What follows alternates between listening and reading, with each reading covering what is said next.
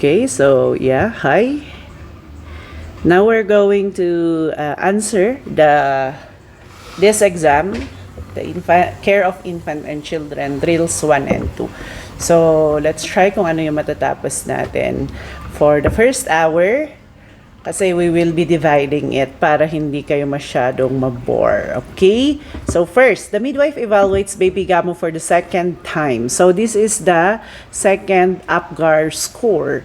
Using the APGAR scoring system, she has recorded the infant's color, ang synonymous, pangalan niya is your appearance, diba? So A for appearance.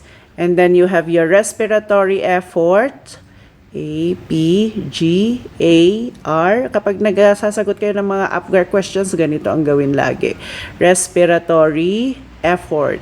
So, for respiratory effort, then you have your reflex irritability for your grimace, your heart rate for the pulse, and ang nawawala ay ang kanyang activity.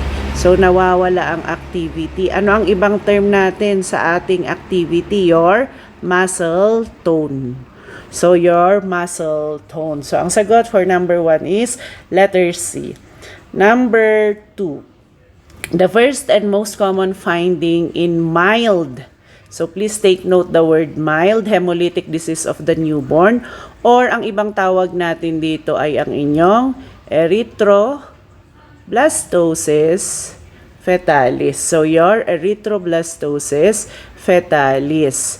So, ano yung first at common na nakikita natin? Kasi kung titignan nyo, possible naman ng anemia, jaundice, bilirubinemia, and pallor. So, syempre, kapag erythroblastosis fetalis ang pinag-uusapan, lagi mong iisipin, una na lumalabas ang inyong jaundice. Ma'am, bakit hindi bilirubinemia? Ito kasi, bilirubinemia ang tawag natin kapag laboratory works or laboratory report. So, sa level to ng mga medtech. Okay, possible naman na mangyari ang anemia, pero mas mauna po kasi yung jaundice. Siyempre, kapag may anemia, may pallor din. Okay tayo? So, for number 2, letter boy. Number 3, aseptic technique is dressing the cord. Should be observed to prevent. So, this is an old question. Kasi, as of now, hindi na tayo nagde-dress ng cord. Parang lilinisan lang and then ililive na siya na naka-expose as much as possible sa air nga para mas mabilis yung drying process. Okay, so bakit kapag inaasikaso natin or nililinis natin yung cord is aseptic technique dapat yung ating ino-observe? Ibig sabihin, we make sure na sterile yung mga ginagamit natin to when you cut or clean yung ginagamit nating panglinis. So, bakit? To prevent your tetanus neonatorum. Ang jaundice neonatorum, syempre from the word itself, jaundice. Ang icterus neonatorum, same sila. So, ang dalawang ito, may kinalaman ito dun sa bilirubin. Okay? So, may kinalaman siya sa bilirubin. At alam naman natin na ang jaundice, may dalawa siyang pangalan. You have, or may dalawang klase ng jaundice.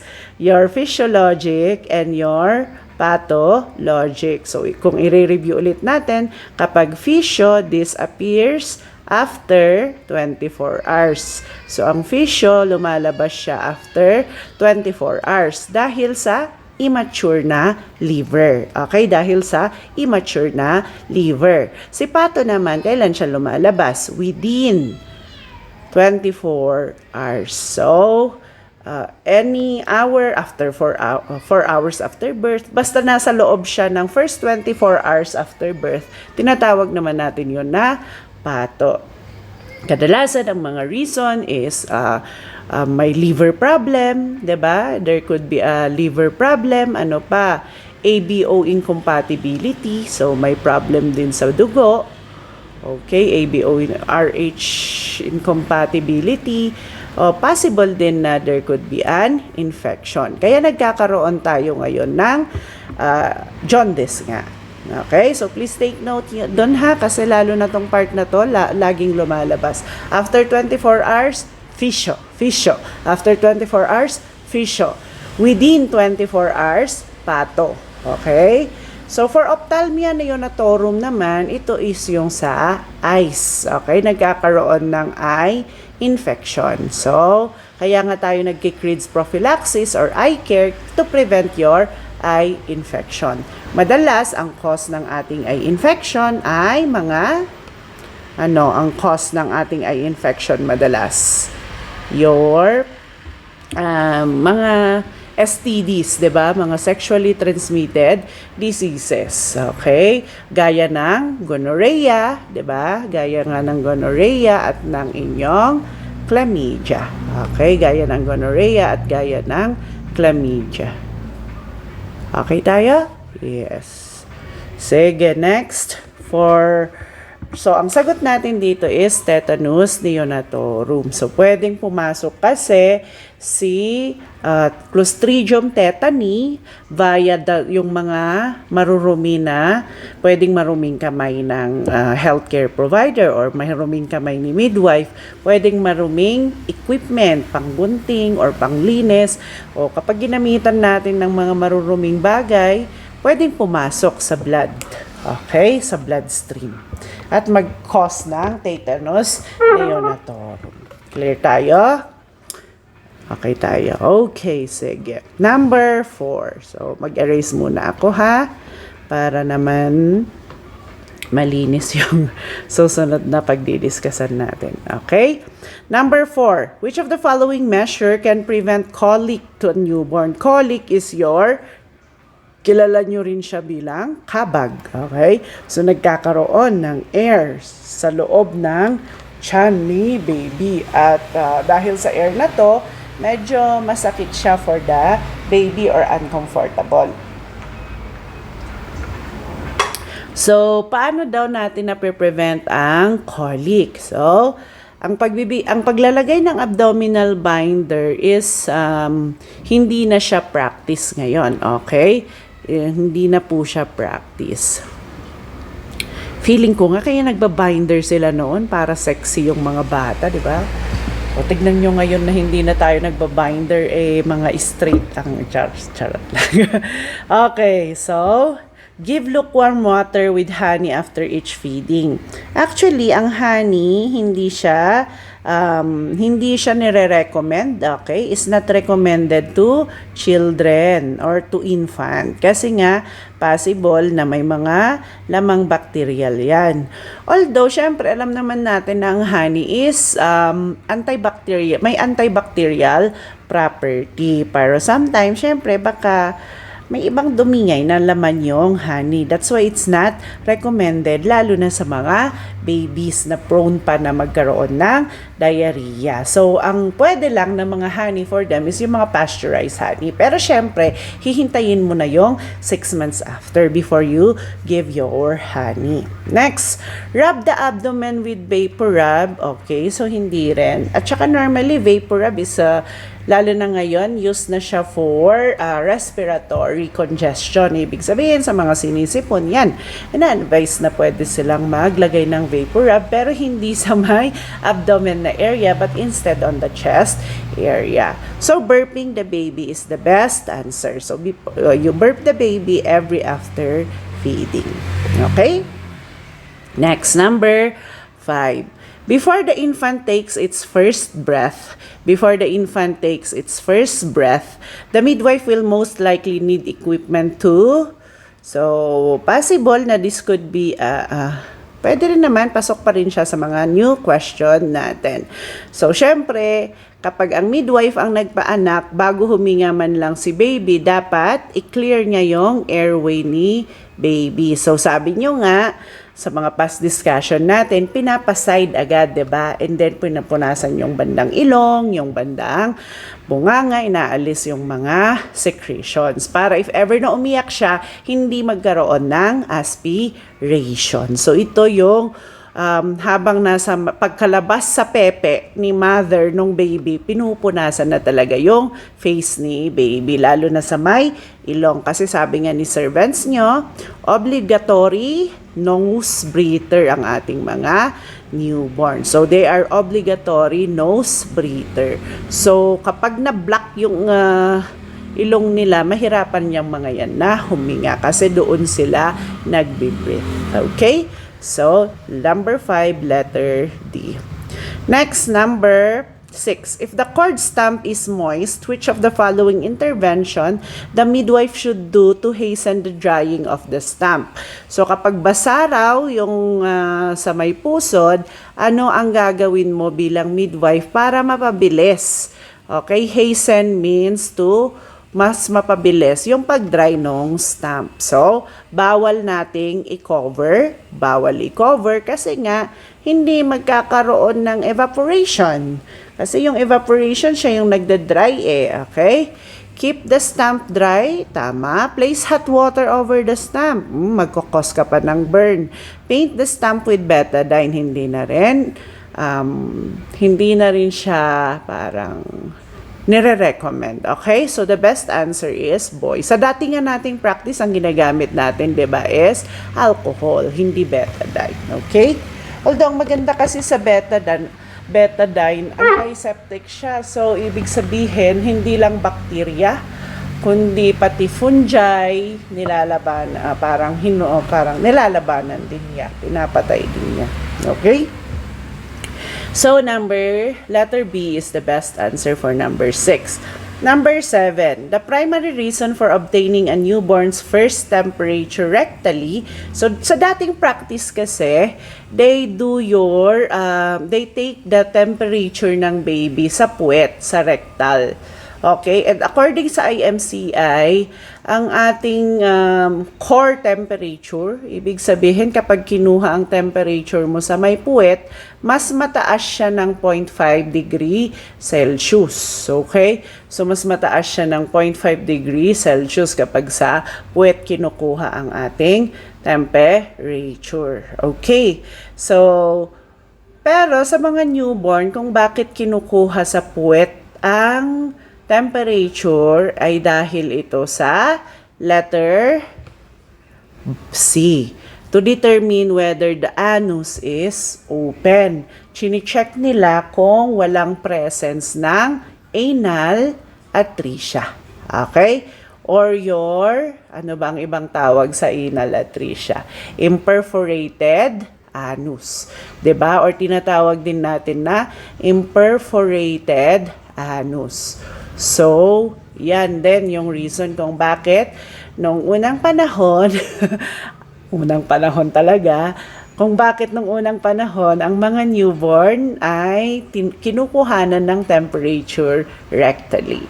But as of now, sa mga updates, hindi na ina-advise to do this. Okay? Although siguro during your practice, may mga makikita kayo na ginagawa pa rin to.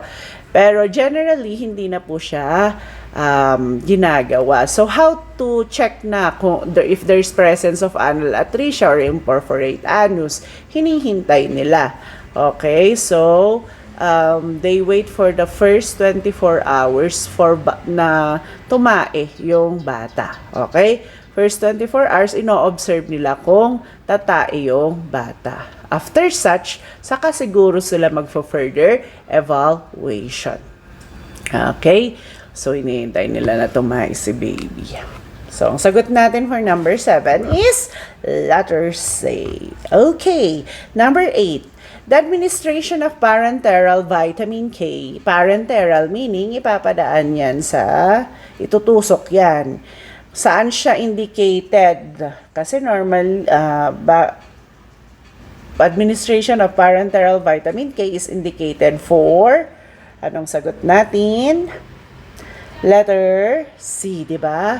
Lahat ng mga newborn infants ay binibigyan ng vitamin K. Ang route niya ay through your parenteral. Kaya nga kawawa yung mga bagong panganak kasi makakatatlo kaagad sila na bakuna. Ano-ano mga yon? So, BCG, Ang sakit ang hapdi ng BCG kasi ang kanyang route is ID. Okay? ID siya. Your BCG. Ngayon, you have also your Hepa B, which is IM naman. And then, of course, your vitamin K, which is IM also. Para saan ulit ang vitamin K? For coagulation. Kasi nga, katulad ng jaundice, immature pa rin ang ating, ang ating hematopoietic system, yung tagagawa ng dugo. So, kulang tayo. In short, kulang tayo ng mga clotting factors. That's why, nag-i-inject kulang pala yung mga baby. Bakit tayo? Okay, kulang yung mga bagong panganak ng coagulation factors o yung mga platelets, yon, thrombocytes. So, kulang sila ng ganon. Kaya ngayon, binibigyan ng vitamin K to ensure na there is enough coagulation that happens inside the body of an infant. So yes, the answer for number 8 is letter C. Okay, letter C. Number 9. These are characteristics of a neonate cardiac rate except. So, ano daw ang characteristic ng neonate cardiac rate except? Anong sagot ninyo? Letter. Tama ba na dapat ang cardiac rate or ang heart rate is regular? Yes. It should be regular.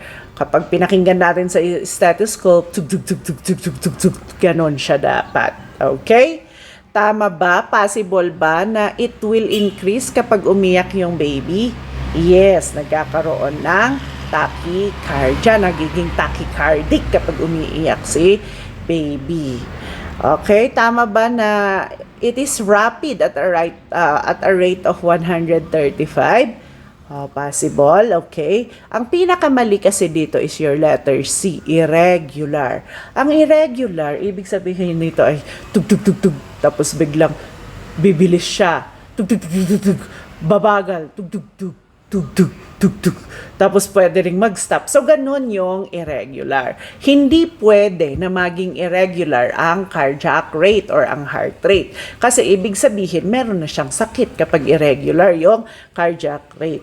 Ano lang yung katanggap-tanggap na irregular pagdating dito is your respiratory rate, 'di ba? May time na biglang bibilis yung paghinga ng baby, may time na biglang babagal, may time na biglang magi-stop. So yun ang irregular at yun ay katanggap-tanggap sa respiratory rate ng baby. Okay tayo? So letter C is the answer.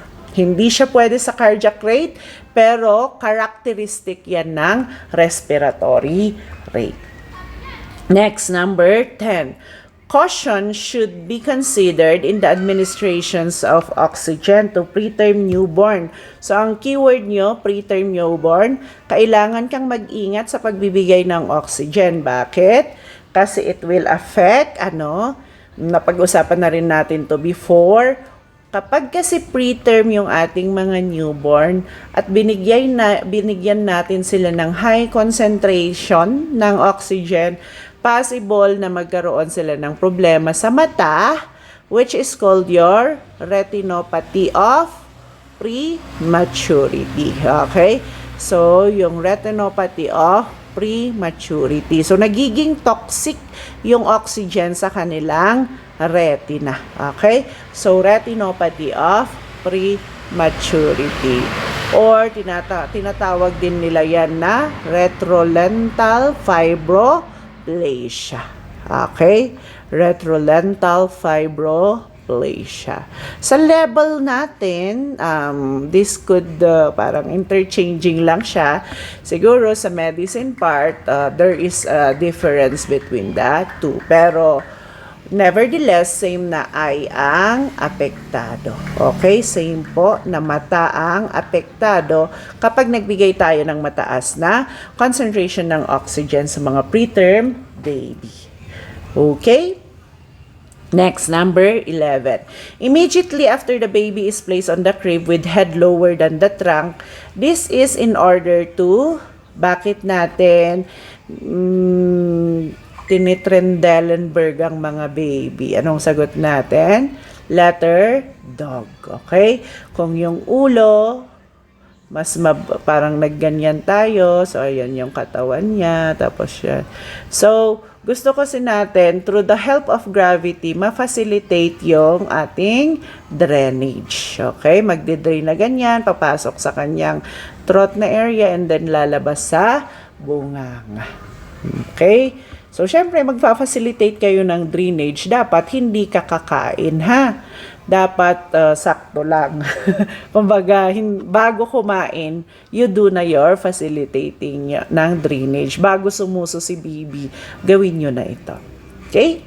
12. The following condition needs daily skincare and treatment except. So, alin daw dyan ang nangangailangan ng skincare and treatment? Abnormality ba ang scabies? Yes. So, ang scabies is isang abnormality, cause burrowing. So, nagkakaroon ng skin burrowing ng mga organisms or your parasites, which is your Sarcopte scabiei.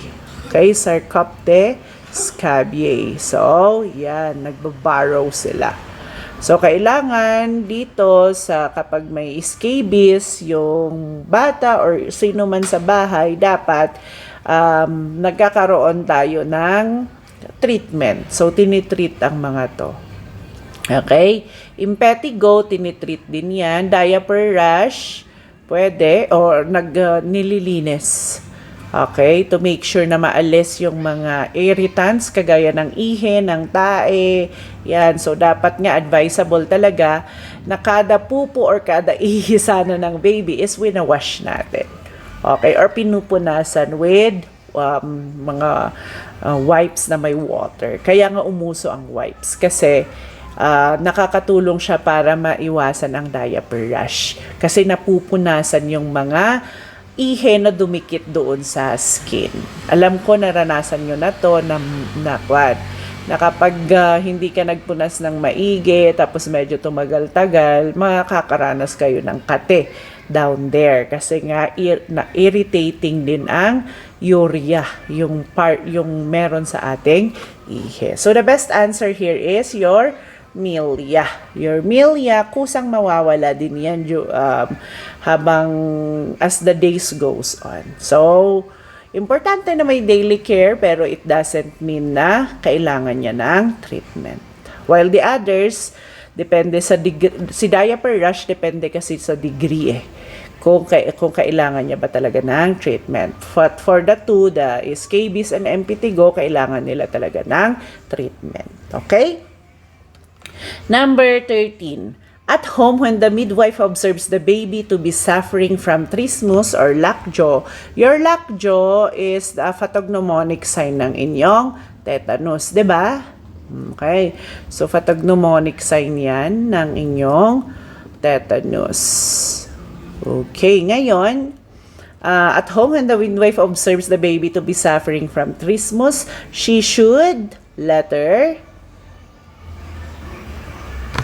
C. So, dapat nire-refer nyo yan kasi that is kailangan na mag-prescribe ng antibiotic at iba pang mga treatment na kailangan gawin ng physician. Kasi it could, di ba, kapag meron kang tetanus, maliban sa lockjaw, causing your poor sac, so hindi sila nakaka-receive ng adequate nutrition, pwede rin magkaroon ng problem sa kanilang airway. So, better to refer to the physician para mas ma-manage properly.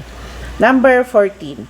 The midwife dries the infant as soon after birth as possible, primarily to help. Bakit daw? Dry the baby. Bakit natin dinadry the baby? Letter, anong sagot natin? Letter C. To avoid excess heat loss from the infant body. So, if we remember the essential newborn care, number 1 step doon is dry the baby. So, by drying the baby, we ensure na thermoregulated yung kanyang temperature. Pangalawa, dry the baby, skin to skin.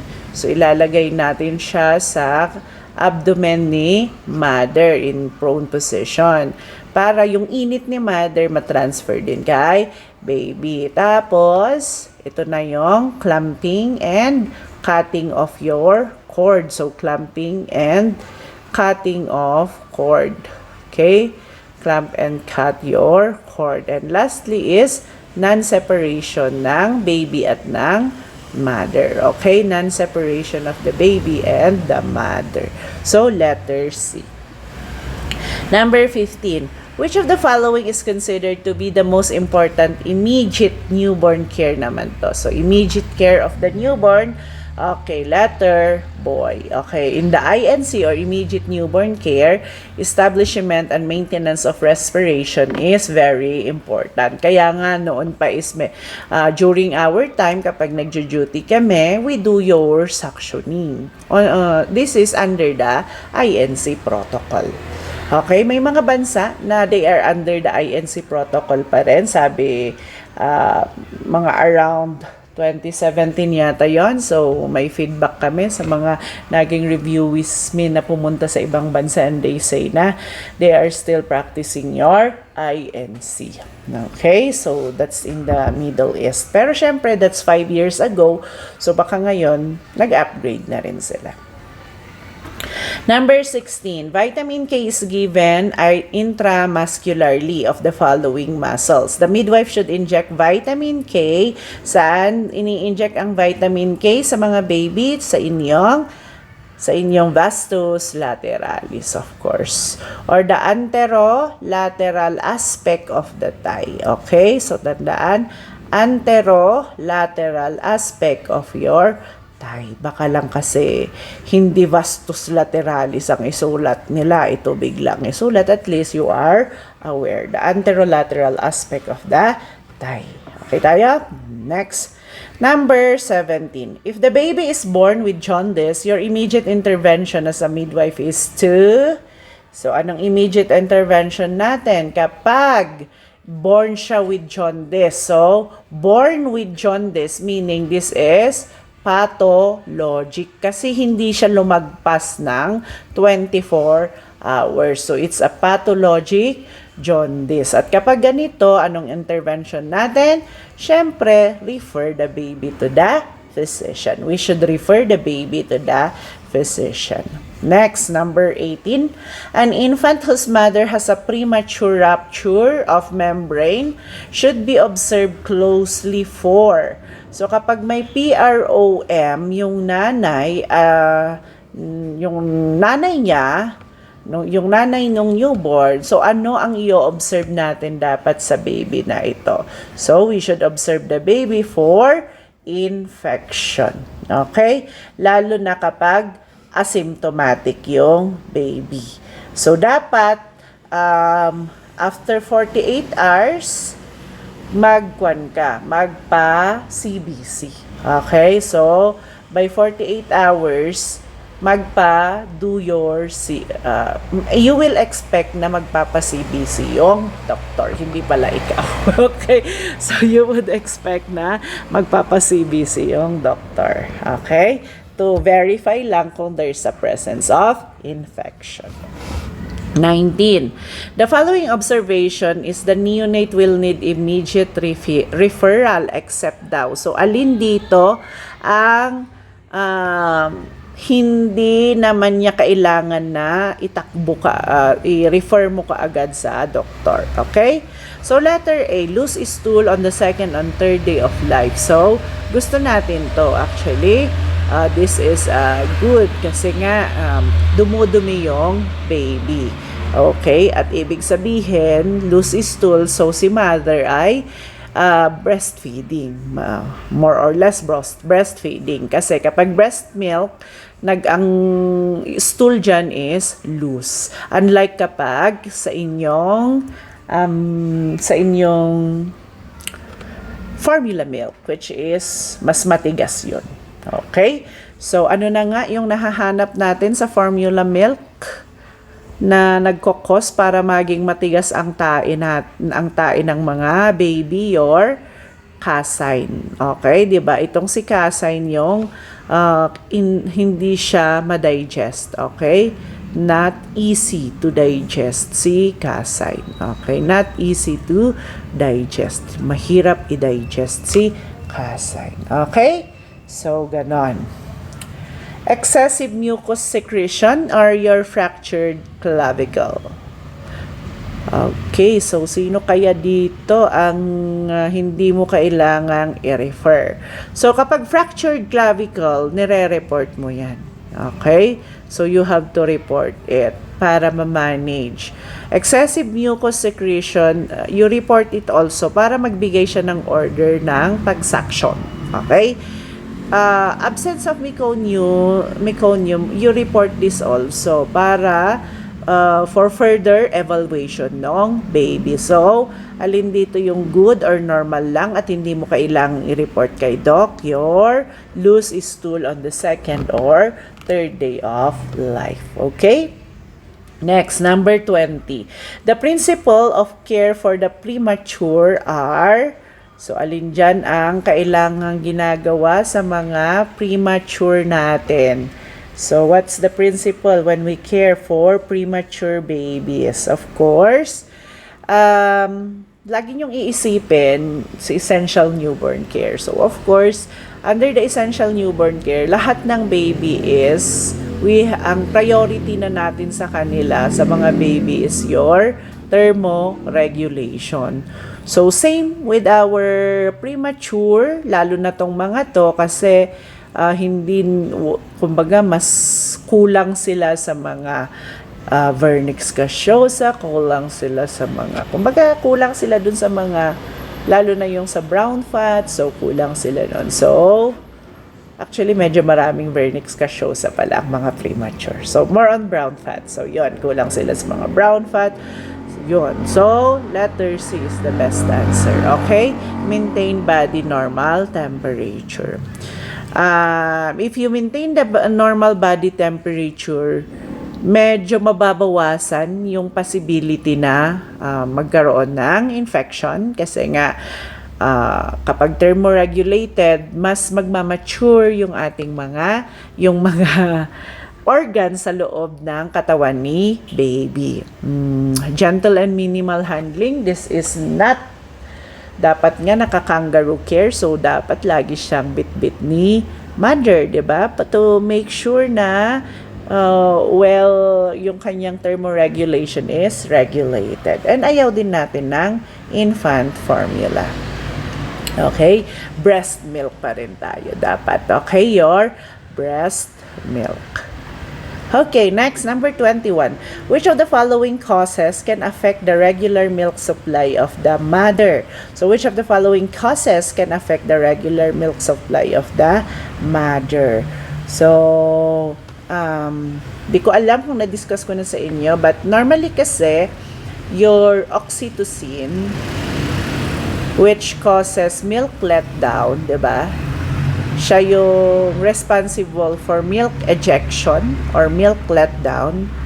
Siya yung affected by stress, affected by emotion, by stress. Okay.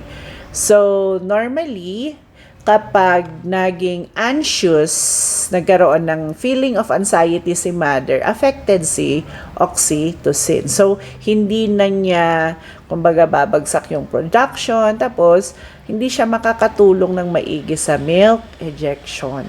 So, ito yung mga nararanasan ng mga mother na kahit punong-puno na yung kanilang dede, parang ayaw lumabas. So, si oxytocin ang may problema doon. So, your regular intake of milk will help the nanay, will help the mother para at least ma-supply or ma-replenish niya yung mga nawawalang milk sa kanya through breastfeeding. Complete emptying the breast is good kasi actually it stimulates your prolactin. Okay? So, stimulates prolactin production. And alam naman natin na si prolactin ang responsible naman for milk production. Regular breastfeeding is good also. So, Ang negative dito is letter boy. So, dapat kapag nagpapadede, hindi ka dapat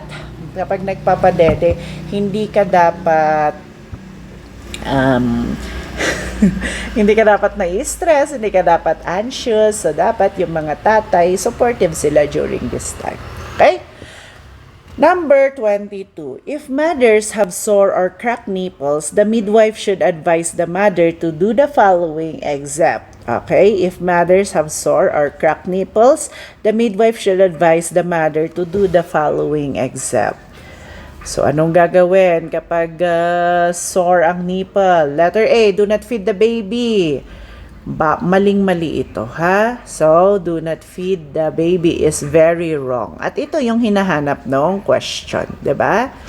The midwife should advise the mother to do the following except. So, do not advise this. Okay? So, do not advise this. Wag nyong sasabihin ito. So, ito ang sagot natin.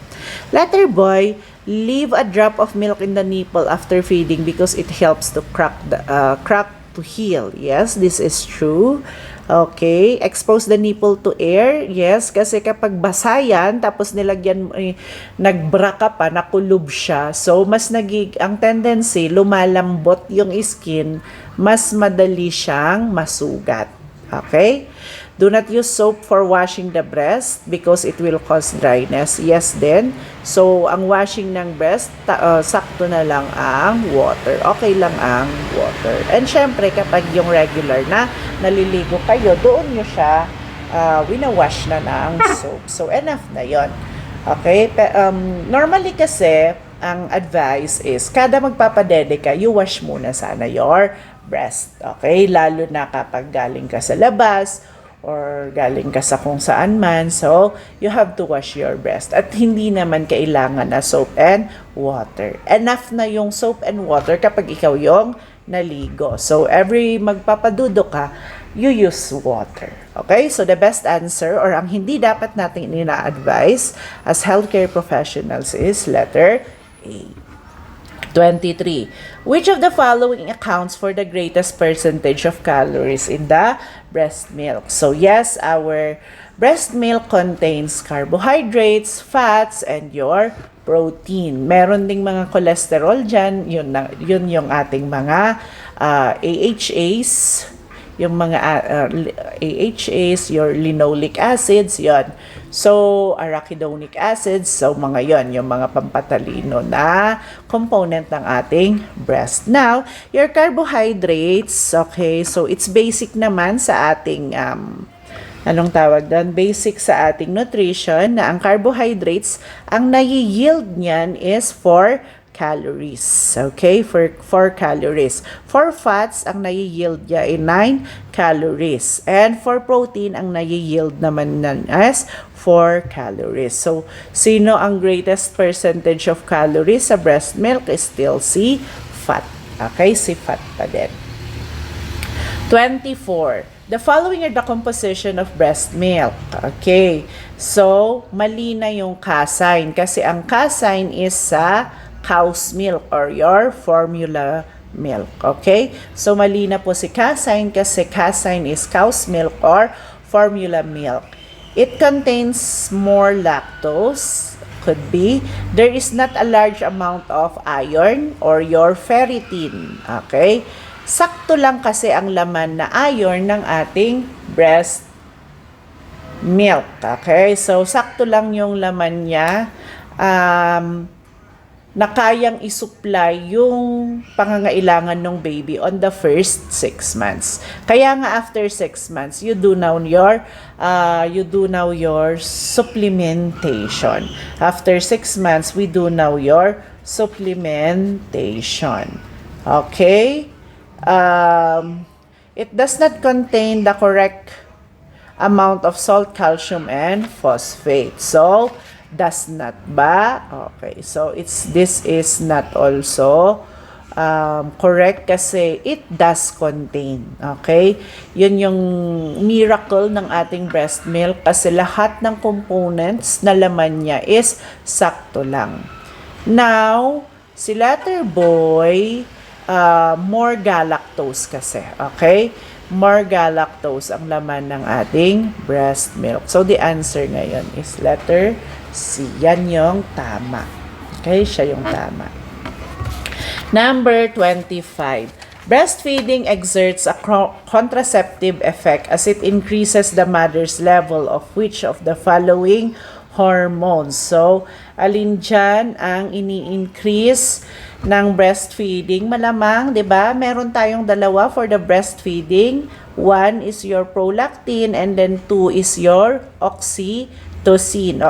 Remember, oxytocin, hindi lang yung breast ang tina-target niya na organ, but of course also your uterus. Now, sa pagtaas kasi ng prolactin, nire-reduce niya yung mga estrogen. So, nire-reduce niya ang estrogen. Okay? Causing a contraceptive effect. Okay? So, si prolactin, dahil mataas ang level niya sa dugo natin, habang tayo ay nagpapasuso, nire-reduce niya yung estrogen effect. Of course, si testosterone is your, for boys naman to, for male, wala tong kinalaman sa breastfeeding. Your progesterone naman is the one that maintains your pregnancy and syempre makikita nyo rin yan sa menstrual cycle. Okay. So, the answer for this is prolactin. Number 26. Motor development in children normally proceeds in a cephalocaudal order. Meaning, it is from cephal. Ang ibig sabihin ng cephal ay head. Ang caudal ay tail. Or, syempre, since tao tayo, it is toe. Okay? So, head to toe.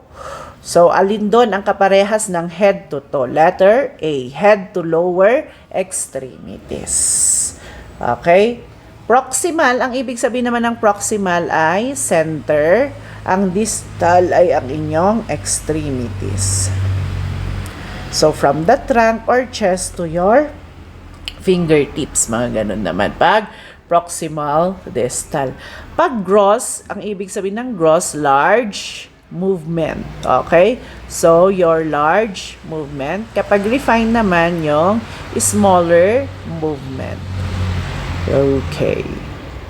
So, more or less, kapag gross movement, ito yung mga kinakailangan mo ng mga malalaking muscle group. Samantalang pag smaller movement, ito naman yung smaller muscles. Okay. Like, kapag nagsusulat tayo, so that is fine. Kapag tumatakbo ka, that is gross. Okay, next, number 27. The level of the intelligence of children can be influenced by the following physiologic factor, except daw. So, except. Infection, which will affect the brain growth. Totoo ba yon? Kapag nagkaroon ka ng infection, pwede kang maging bobo. Sabi ni Kimidora, di ba? Pero ang nangyari kay Kimidora, tumalino si Kimi. Okay? So, tumalino si Kimi nung nagkaroon ng infection. But normally, what happens here is, kapag nagkakaroon ka ng infection, nadideprive yung brain ng mga nutrients or pwedeng umakyat din yung infection sa brain and it would cause damages sa brain. So, yes, nababawasan yung mga neurons. Okay? At possible na ang matamaan ng mga neurons is yung may kinalaman sa katalinuhan or sa memory, sa comprehension. Okay? So, this is possible. Position of the child in the family. Oh, wait. Punta muna tayo sa nutrition. Okay. Sa nutrition ba, is this a factor? Okay. So, sa level ng intelligence ng mga bata, yes naman. Kaya nga, lagi natin silang maraming mga program ang ating Department of Health pagdating sa nutrition ng mga children. Kasi kapag maganda ang kanilang nutrition, mas maganda ang brain development. Okay. Position of the child in the family. Pagdating dito, medyo kasi the school of thought here is from psychology. Sabi ng mga psychology, kung minsan mas nagiging matalino ang mga first child because of the pressure that comes from the family na kailangan nilang maging responsable. Okay? So, yun yung reason. Okay? So, pero siya yung pinaka-list dito sa ating mga choices. So, possible na isagot natin si letter boy. Okay? But, kapag tinanong kong according to psychology, biglang nagganyan. According to psychology, pwede bang makaapekto sa katalinuhan ng bata ang position niya sa family kung siya ay first child, second child, third child? Possible ba na makaapekto? Yes, kasi it's possible yun. Okay? Because of the expectation of people around him and yung mga trainings na ibibigay din sa kanya. Madalas kasi, yung mga panganay, sila yung mga mas natututukan. Okay. So, but generally, as the time shift kasi medyo nag-iba na rin. So, let's answer letter B for this question. Okay, number 28. Once... Saan na tayo? 28. Genetic influences that make up the individual includes the following except. Ano daw yung mga genetic influence na nakakaapekto sa isang individual except daw race. Oh, yes, by genes naman 'yun eh. Kumbaga Filipino, yung mga genes ng being a Filipino, 'di ba? Okay. Level of intelligence, yes also. So sabi nga ni na nasa Y chromosome kadalasan yung level of intelligence natin. Okay? Or yung lalaki, yung nag-share nung genes na yon. So, psychosocial is the answer kasi this is mostly your environmental. Okay, the nurture side of parenting or growing up. Excuse me. Number 29. Once feeding is well established, it is generally recommended that the infant should be fed for a period of time no longer than your 30 minutes. So, ang tinatanong niya dito is no longer than about. Okay? Itong 20 minutes, no shorter to. Okay? So, it should be no shorter than 20 minutes. Kasi generally, 20 to 30 minutes ang isang full breastfeeding. Okay? One full breastfeeding is 20 to 30 minutes. Minimum yung 20 minutes, maximum yung 30 minutes. Kasi kapag sinobrahan mo daw sa 30 minutes, according to the oral stage ni Sigmund Freud, then nagkakaroon tayo ng overfeeding. Kapag naman kulang sa 20 minutes, underfeeding. So, may pwedeng mangyari sa kanilang personality kapag hindi natin sinunod ito. Okay? So, your 20 to 30 minutes. So, 10 to 15 minutes kada breast. Okay? 10 to 15 minutes per breast. Importante na i-emphasize nyo to sa mga mothers when they are feeding their baby. Dapat both breast is mapasuso yung baby. Bakit? Magkaiba po ang component ng per breast. Okay? May component dyan na mas maraming laman siya na fluids and electrolytes at may component naman na fats and mga fats that helps in the growth and development of the child. Okay? So, yun po. 30. The best way to stimulate breast milk is, of course, anong sagot natin? Your complete emptying. Okay?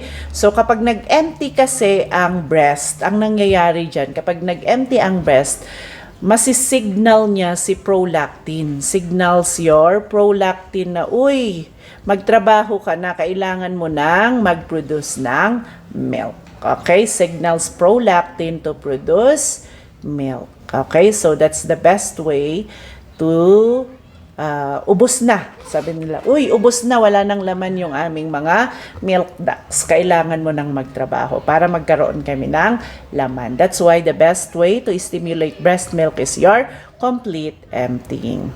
31. An approximate way to remove the infant from the nipples when finishing breastfeeding is to put gently downward pressure on his, syempre, chin. Okay? So, huwag hinihila yung dede. Sabihan ng mga mother na huwag nilang hinihila. Sa totoong buhay, ang ginagawa, pinipinch yung nose para mapilitan yung baby na ibuka yung kanyang bibig. Kasi nga hindi siya maka-breath, diba? So, ibubuka niya ngayon yung bibig niya. Pero syempre, that's not ideal. So, the most ideal is to gently put downward pressure sa chin. Lalo na kapag baby pa sila. Kumbaga, on the first 6 months. Syempre, mas malakas na kasi sila as the time goes on. Okay, number 32. The hormones the body stimulate the production, stimulate daw the production of milk is of course your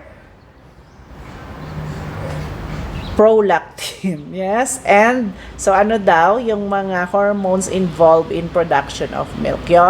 Sino ang partner ni prolactin? Syempre si oxytocin. But specifically, ang trabaho ni oxytocin ay ejection of your milk. Okay, milk ejection.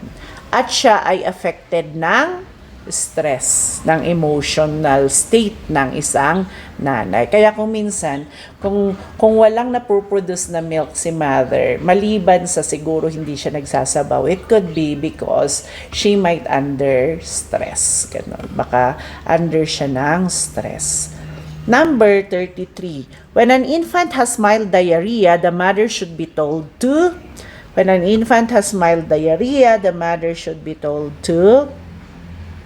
Siyempre, bawal to. Dapat we continue breastfeeding. Okay? So, you continue breastfeeding. Keep the baby NPO, bawal din yan. So, continue breastfeeding.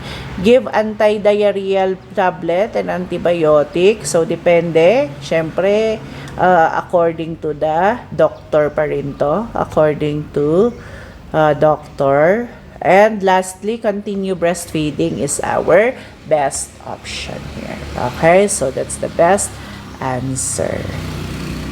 Okay, sige. 34. Breastfeeding can be provided the needed nutrients, vitamins, and minerals of the baby at this stage. So, kailan? So, on the first 6 months, diba? So, on the first 6 months, exclusive breastfeeding tayo kasi maibibigay naman na lahat ng milk yung kailangan ni baby on the first 6 months. 35. Which of the following routine care you are going to do for 10-day infant who is bottle feeding? So, kapag there are circumstances kasi na pwedeng nagba-bottle feed si baby because of the problem of PKU o kaya problem of galactosemia, kapag may mga ganito kasing sakit, syempre specialize yung kanilang milk. Okay? So, possible na hindi ini-encourage ng doktor na magpa-breast milk. So, if in case na they are bottle feeding, ano dapat yung ginagawa para to make sure na hindi magkakaroon ng infection? Letter A. Do your mouth care to remove the milk curd. Bakit? Kasi pwedeng mag-progress yan kapag nakapasok ang Candida albicans sa kanyang, kapag nakapasok ang Candida albicans, kakasubo niya ng kung ano-ano. 'Di ba? Mahilig sumubo ang mga baby. Yes. Kinakain nila yung kanilang mittens o yung kanilang kamay. So, possible na magkaroon ng oral thrush. 'Di ba? Pwedeng magkaroon kasi ng oral thrush or tinatawag din nating oral moniliasis. 'Di ba? Tinatawag din natin siya na oral moniliasis. Okay? So, para to avoid this, we have to remove the milk curd. Okay? Next, number 36. The following are the reasons why bottle feeding can cause malnutrition. Letter A. Siyempre, number 1 na rason is mahirap i-digest ang cow's milk. Kaya hindi siya na-absorb. Okay? Cow is more difficult to digest, therefore cannot be absorbed. So, nagkakaroon ngayon ng malnutrition. Hindi enough yung naipapasok na calorie doon kay baby. Therefore, malnutrition. Okay tayo? So, cow's milk contains less protein. No, this is not true. Di ba nga, it's more casein sila. Contains protein casein. Saturated fatty acids than breast milk. Fatty acids, yes, mas maraming laman ang breast milk na fatty acids. Ito ngayong sinasabi ko sa inyo ng mga pampatalino, DHA, ARA, ARA pala, hindi AHA, ARA, okay, DHA, diba? Too much calcium and phosphate, yeah, that is true rin, but the reason why cause malnutrition is dahil nga it's difficult to digest and mahirap din siyang, so walang, mas kokonti ang na-absorb. Next, number 37. In sterilizing equipment for immunization, these should be boiled from boiling point, which is, should be 20 minutes. Okay? According to WHO, kasi noong unang panahon, ang mga, ano yon, yung pantusok. Yes, yung mga syringes natin noon, nire-reuse. Gawa siya sa bakal, okay? Or stainless siguro. So, nire-reuse siya. So, ang ginagawa nila, pinapakuluan nila, ini-sterilize nila bago nila nire-reuse. Pero ang kagandahan ngayon, so, kwan na siya. Disposable. So, hindi na natin kailangan magpakulo. But, of course, sa mga gamit ng mga babies, ayan, kailangan pa rin natin magpakulo. Okay, number 38. The following, 38. The following are passed on a baby through the placenta daw, except your gonorrhea. Kasi ang gonorrhea, napapass siya through the vagina. Ito nga yung iniiwasan natin kasi it may cause your ophthalmia neonatorum. Diba? Yes, kaya tayo nag-creeds prophylaxis. Okay, number 39. All of the following statements are true about allergy, except daw. So, except, all of the following statements are true, except. Manifestation usually appear early in infancy. Possible. There is frequent a positive history of asthma. Possible. Eczema is contraindication to immunization. No. Okay, so, kahit may eczema pa yan, never siyang naging contraindication to immunization. Kapag may allergy, makatiba to? Yes. So, letter A, letter B, and letter D, these are characteristics true about allergy. Madalas, yung mga taong may asthma, kwan din sila possible na may allergy sila sa mga food. Okay? So, yun. Ano na nga ulit yung mga na-discuss natin na contraindications for your immunization. So, one of it is your kapag immunosuppressed, diba? For children who is immunosuppressed, your BCG is contraindicated. Kapag may neuro problems, your pertussis is also contraindicated. So, mga ganyan. Okay? Number 40. The major risk factor for transmission of HIV virus infection to newborn is a mother who HIV virus infection to newborn is a mother who, so sino kaya ang mas mataas ang chance na magkaroon ng HIV? Your kapag kahit pumunta ka sa area kung saan maraming AIDS, kung wala ka namang blood, body fluids contact with them, hindi ka naman ma-affect. Okay? Unless pokpok siya na hubad kapag namomokpok. I mean, walang protection kapag namomokpok. Is a midwife in a dialysis unit.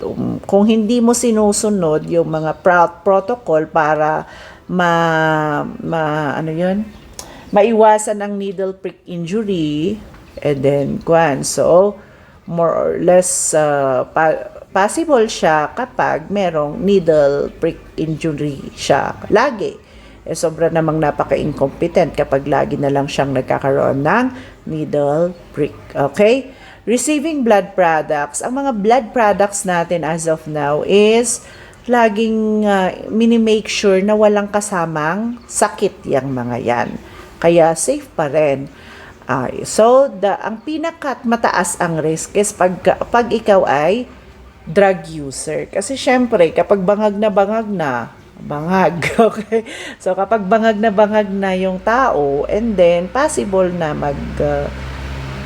tusok dito, tusok doon. So, don't care na kung nag-share sila ng mga needles. So, letter A is the answer. Number 40.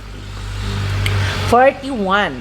Which of the following complications is suspected for a baby with measles, persistent cough, dyspnea, and fever? So, may presence ng measles. Ano ang posible na maging complication nito? Your letter A, bronchopneumonia. The problem with measles is sinisira nila yung mucous membrane. So, syempre, yan. Isa siya sa complication ng measles, your bronchopneumonia. Primary complex, this is also your tuberculosis. So, you need your kailangan mo syempre nung Mycobacterium tuberculosis para magkaroon ng primary complex. Hindi yung simpleng measles magiging TB, hindi yon posible.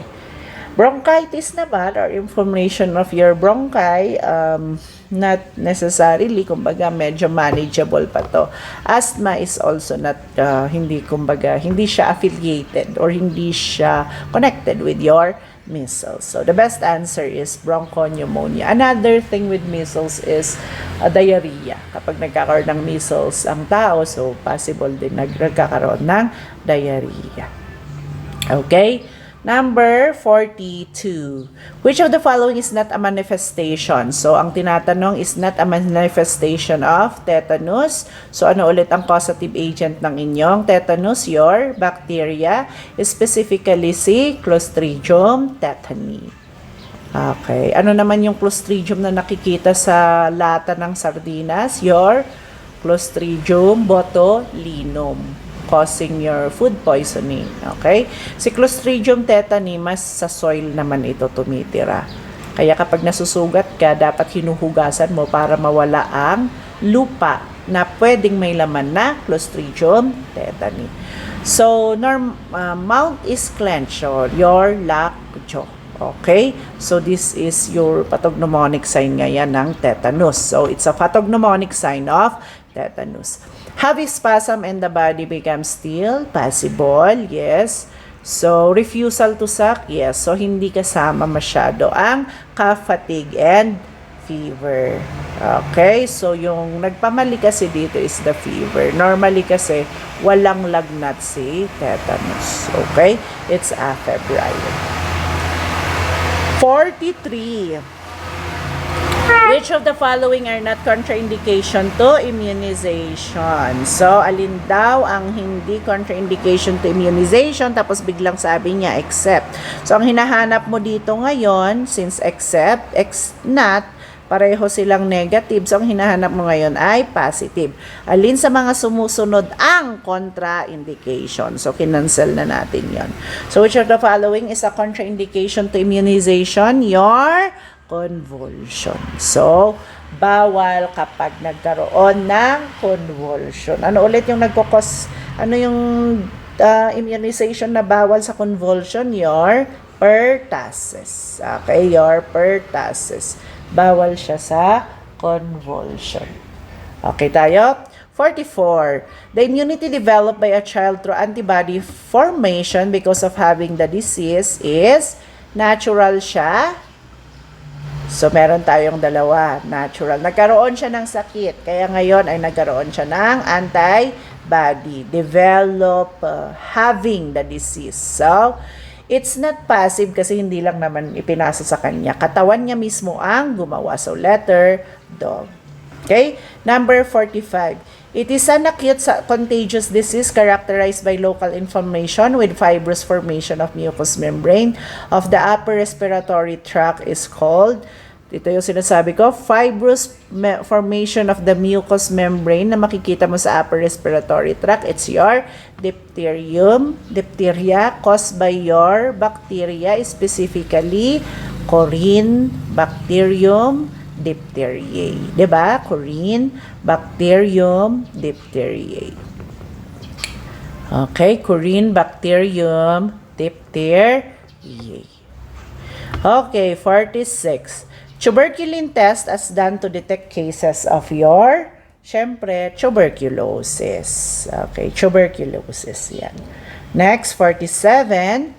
The maternal problem that may contribute to the incidence of prematurity is your PIH, pregnancy-induced hypertension.